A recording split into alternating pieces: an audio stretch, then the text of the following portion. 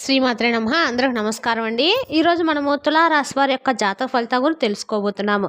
తులారాశి వారికి అక్టోబర్ 11 అనగా శనివారం నాడు వీరి యొక్క జాతక ఫలితాల గురించి తెలుసుకోబోతున్నాం. అయితే తులారాశి వారు ఇప్పుడే కొత్తగా మన ఛానల్ చూస్తున్నారు, దయచేసి ఛానల్ సబ్స్క్రైబ్ చేసుకొని వీడియోకి లైక్ చేసి సపోర్ట్ చేయడం మాత్రం మర్చిపోకండి.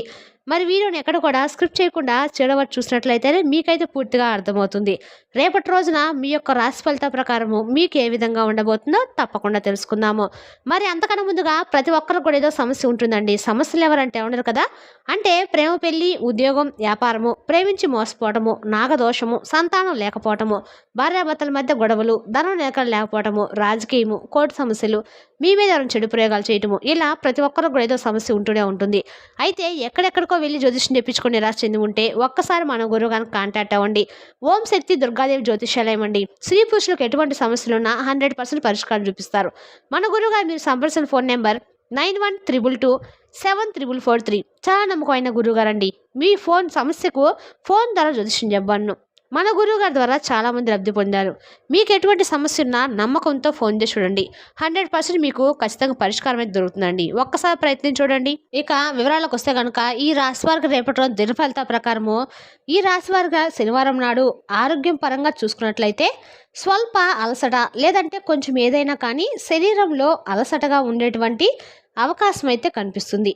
ముఖ్యంగా కాళ్ళకు సంబంధించినటువంటి కొంత మిమ్మల్ని ఇబ్బందికి గురి చేసేటువంటి కొత్త నొప్పులు అనేవి ఇటువంటివి ఆరోగ్యపరంగా మిమ్మల్ని కొంచెం ఇబ్బందికి గురి చేస్తాయి. అయితే పెద్దగా భయపడాల్సినంత అవసరం అయితే లేదండి. ఆర్థిక సమస్య విషయాలకు వస్తే కనుక రేపటి రోజున కొంచెం వ్యయం ఎక్కువగా ఉంటుంది. అవసరాలను వదులుకోవడం చాలా మంచిది. ఎందుకంటే రేపటి రోజు మీరు ఏదైనా కానీ ఒకటి కావాలని చెప్పి పట్టుబట్టి మరి తీసుకున్నట్లయితే ముందు ముందు రోజుల్లో అది అనవసరంగా మేము కొనుగోలు చేసామని చెప్పి దాని గురించి బాధపడాల్సినటువంటి అవసరం అనేది ఉంటుందన్నమాట. కాబట్టి ఆలోచించి జాగ్రత్తగా పెట్టుకోవాల్సినటువంటి చోట ఖర్చులకు ప్రాధాన్యత ఇవ్వడం, ముందుగా వాటి గురించి ప్రణాళిక వేసుకోవడం చాలా మంచిది. ఇక ఉద్యోగ వృద్ధి పరంగా చూసుకున్నట్లయితే కనుక పాత ప్రాజెక్టులపై దృష్టి పెట్టేటువంటి రోజుగా రేపటి రోజు చెప్పుకోవచ్చు. ఇక నలుగురిలో ఉన్నప్పుడు చాలా జాగ్రత్తగా మాట్లాడితే మీకు మంచి అవకాశాలు అనేవి వెతుక్కుంటూ వచ్చేటువంటి రోజుగా రేపటి రోజు చెప్పుకోవచ్చు.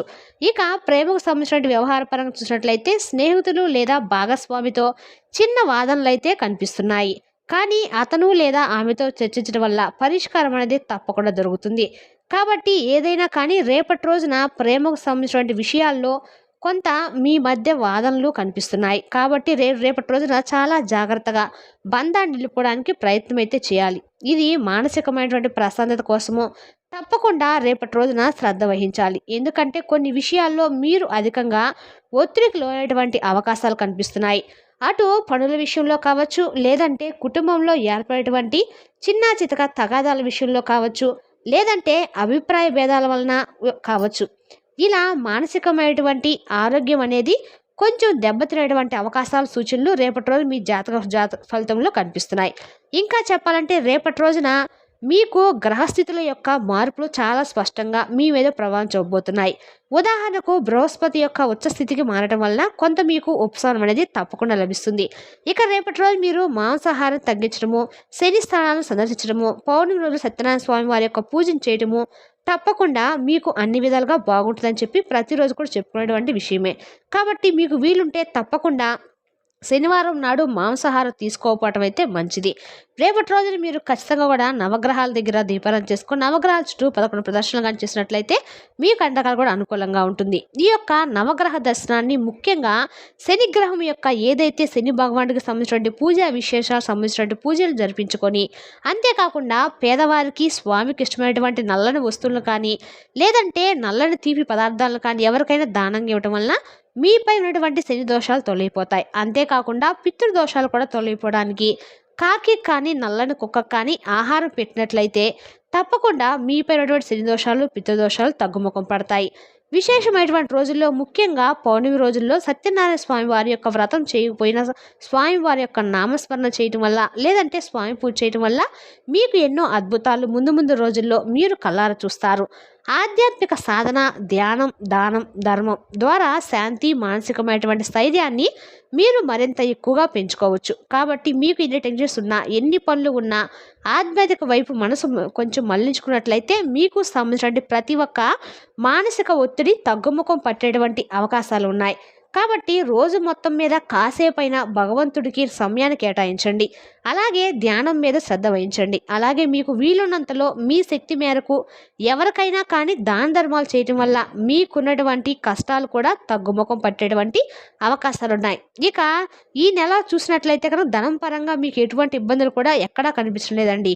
కాకపోతే మీ దగ్గర ఉన్నటువంటి ధనాన్ని మీరు నిలుపుకోలేక కొంత అధికమైనటువంటి ఖర్చులకు బానిసైపోయి, అంటే అనవసరమైనటువంటి ఖర్చులకు ఎక్కువగా ప్రాధాన్యత ఇవ్వటం వల్ల మీకు ఖర్చులు కొంచెం ఎక్కువగా ఉంటాయని చెప్పుకోవచ్చు. ధనపరంగా మీ చేతిలో ఉన్నప్పుడు కూడా మీరు ఏం చేసి అంటే మీకు సరైనటువంటి అవగాహన లేకపోవటం వల్ల, అంటే వ్యర్థపరమైనటువంటి ఖర్చులను ఎక్కువగా మీరు ప్రాధాన్యత ఇవ్వడం వల్ల కొంత మీకు ధనాన్ని అధికమైనటువంటి ఖర్చు చేసేటువంటి అవకాశాలు కనిపిస్తున్నాయి. కాబట్టి ఈ విషయంలో తగు జాగ్రత్తలు తప్పనిసరి. అలాగే అసహజానక ప్రవర్తనతో ఎక్కువగా, అంటే మీరు ఏదైనా తిరిగేటువంటి వ్యక్తులతో మిమ్మల్ని ఏదైనా మభ్యపెట్టి మీ వస్తువును కొనుగోలు చేయండి, లేదంటే ఆ భూములు కొనుగోలు చేయండి, మీకు అంతా కూడా బాగుంటుందని చెప్పి మీ చుట్టూ ఉన్నవారే మీకు అనవసరమైనటువంటి సలహాలు ఇవ్వటం వల్ల మీ మైండ్ అనేది కొంత తిగమగ పడేటువంటి సూచనలు అయితే స్పష్టంగా కనిపిస్తున్నాయి. కాబట్టి ఈ విషయంలో కొంత జాగ్రత్త వహించడము, అంతేకాకుండా కుటుంబ సభ్యులతో ఏదైనా కానీ కలిసి వారి యొక్క నిర్ణయాలు తీసుకొని వారిని గౌరవించి, వారి మాట తీరును గౌరవించి ఏదైనా 1-2 సార్లు ఆలోచించి తర్వాత నిర్ణయం తీసుకోవడం మంచిది. అలాగే అవసరమైంది ఏదైనా కానీ ముఖ్యంగా మీకు కావాల్సింది మాత్రమే తీసుకొని అవసరం లేని దాన్ని మీరు ఎక్కువగా ఆలోచించకపోవడం మంచిది. పొదుపు విధానాలను అనుసరించడం వలన మీకు చాలా ధనలాభం అనేది కలుగుతుంది. పెట్టుబడులు చేయాలంటే చాలా జాగ్రత్తగా అవగాహనతో రేపటి రోజున ముందుకైతే వెళ్ళండి. అలాగే ఆఫీస్లో కొన్ని ఒత్తిడి, రాజకీయ పరిస్థితులు ఉండవచ్చు. కాబట్టి ఆఫీస్లో ఎవరైతే మీకు గిట్టని వారు ఉంటారో వారితో ఎక్కువగా మాట్లాడకపోవడం మంచిది. అలాగే వారితో ఏదైనా కానీ మాట మరింత ఎక్కువ పెంపొందించే విధంగా మాట్లాడినా కానీ మీకు ఏదైనా ఎదురు దెబ్బలు తగిలేటువంటి అవకాశాలు కనిపిస్తున్నాయి. కాబట్టి కొంతమేర వారితో కొంచెం జాగ్రత్తగా ఉండండి. అంతేకాకుండా వారితో ఏదైనా కానీ మాట్లాడాల్సి వస్తే తక్కువగా మాట్లాడము మీకు అన్ని విధాలుగా కూడా మంచిది. ఇక కొత్త బాధ్యతలు స్వీకరించే వారికి అవగాహనతో పాటుగా పరస్పర సంబంధాలను బలపరిచేటువంటి మార్గాలు మీకు మీరుగా కొత్తగా సృష్టించే విధంగా మీ తెలివితేటలకు మరింత ఎక్కువగా పదును పెట్టుకోబోతున్నారు. అంతేకాకుండా శరీరానికి విశ్రాంతిని ఇస్తారు. కుటుంబ సభ్యులతో మానసికమైనటువంటి సంతోషం కోసం చాలా ఎక్కువగా సమయాన్ని కేటాయించాలని చెప్పి అనుకుంటున్నప్పుడు కూడా చాలా తక్కువ సమయాన్ని కుటుంబ సభ్యులతో గడపబోతున్నారు. అంతేకాకుండా గడిపినటువంటి ఆ తక్కువ సమయమే వారితో చాలా మనస్ఫూర్తిగా ఉండడం వల్ల మానసికమైనటువంటి ప్రశాంతత మీకు కొంతమేర లభిస్తుంది. ఇక అలాగే శరీర నొప్పులు వంటివి మిమ్మల్ని అలసటకు ఇటువంటి వాటికి గురి చేస్తాయి. కాబట్టి ఈ సమయంలో మీకు ధ్యానము, యోగా, శ్వాసాయనాలు వంటివి సాధనలు మీ ఆరోగ్యాన్ని మరింత ఎక్కువగా అభివృద్ధి పరచడానికి మీకు బాగా సహాయపడతాయి. అలాగే మీరు అనుభవిస్తున్నటువంటి సమస్యలు, అపార్థాలు ఇవన్నీ కూడా తొలగిపోతాయి. కొంతమేర ఒక వ్యక్తి ద్వారా కొన్ని సంభాషణ వల్ల మీ మీద పడినటువంటి ఏదైనా కానీ, అంటే కొన్ని మీరు చేసినటువంటి తప్పులకు మీ మీద పడినటువంటి నిందలు, ఇటువంటివన్నీ కూడా అపార్థాలు, మీ కుటుంబంలో ఏర్పడినటువంటి చిన్నపాటి గొడవలు, సమస్యలు వీటన్నిటికి కూడా రేపటి రోజున తెరపడినట్లే అని చెప్పొచ్చు. కాబట్టి ఎవరైతే మిమ్మల్ని అపార్థం చేసుకున్నారో ఆ వ్యక్తులే మరలా తిరిగి వచ్చి మిమ్మల్ని క్షమాపణలు వేడుకుంటారు. అంతేకాకుండా మిమ్మల్ని చాలా తప్పుగా అర్థం చేసుకున్నామని చెప్పి వారికి వారిగా క్షమాపణలు కూడా వేడుకుంటారు. తద్వారా మీరు చాలా ఆనందానికి లోనవుతారు. అంటే ఏ వ్యక్తి అయితే, ఏ బంధం అయితే మా నుండి దూరమైందని చెప్పి మీరు కుమిలిపోయారో, ఎవరైతే మీ నుండి దూరమయ్యారని చెప్పి శాశ్వతంగా ఇక వారు మా జీవితంలోకి మా దగ్గర రారేమో అని చెప్పి మీరు అనుకునే క్షమంలో రేపటి రోజున మీకు మీ జాతక ఫలితంలో తిరిగి మరలా వారు మీ జీవితంలోకి రావడం వల్ల చాలా ఆనందమైనటువంటి మానసిక ప్రశాంతతను పొందుతారు. అంతేకాకుండా ఒంటరిగా ఉన్నటువంటి ఈ రాశి వారికి కొత్త వ్యక్తులతో పరిచయాలు ఏర్పడేటువంటి అవకాశాలు కూడా కనిపిస్తున్నాయి. కుటుంబ సంబంధాల్లో అనుసంధానము మరింత ఎక్కువగా పెరిగి ఒకరిని ఒకరు గౌరవించుకొని పెద్దల ఆలోచనలు, వారి యొక్క సహకారం వల్ల మీరు మరింత ఎక్కువగా సమాజంలో గౌరవాన్ని కూడా మీరు పొందేటువంటి మంచి పేరును కూడా, ప్రతిష్టతను మీరు పొందుతారు. పైగా రేపటి రోజు మీరు తప్పకుండా పఠించవలసిన నామం, అలాగే చేయవలసిన దేవతారాధన గురించి ఈ విషయంలోకి వస్తే కనుక రేపటి రోజున శనివారం కాబట్టి చక్కగా మీరు వెంకటేశ్వర స్వామి యొక్క ఆరాధన చేసుకోవడం చాలా మంచిది. వెంకటేశ్వర స్వామికి పిండి దీపాలు వెలిగించడం ద్వారా మీకు ఆ లక్ష్మీ అనుగ్రహం అనేది ఖచ్చితంగా కలుగుతుందండి. ఈ పూజను చేయడం వల్ల మీకు చాలా విశేషమైనటువంటి మంచి ఫలితాలు అయితే మీ జీవితంలోకి ముందు ముందు రోజుల్లో చాలా బాగా ఉపయోగపడతాయి. అలాగే మీరు బయటకు వెళ్లే ముందు తప్పకుండా రేపటి రోజున ఒక యాలుక్కాయని జోబులో వేసుకొని వెళ్ళడం వల్ల మీకు అన్ని అన్ని రకాల కూడా లక్ష్మి అనుగ్రహం అనేది కలుగుతుందండి. వెళ్ళిన చోటల్లా మీకు లాభం అనేది చేకూరుతుంది.